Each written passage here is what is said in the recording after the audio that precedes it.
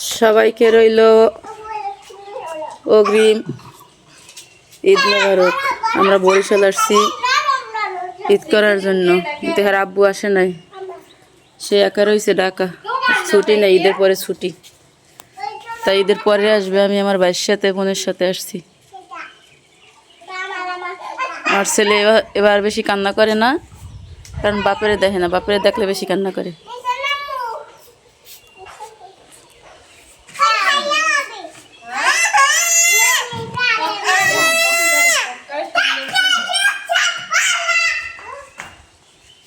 ওই যে নায়ক দাঁড়ায় রয়েছে আমার ছোট ভাই।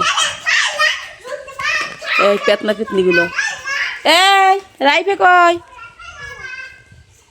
এই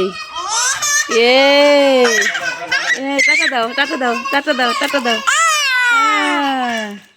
টাকা দাও। হ্যাঁ রাইফে টাকা দাও, রাইফে টাকা দাও।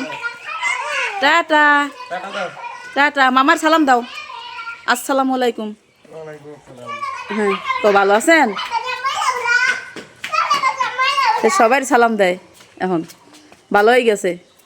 এবার বাপের দেখে না, এই জন্য না কান্দেও না। টাটা দাও।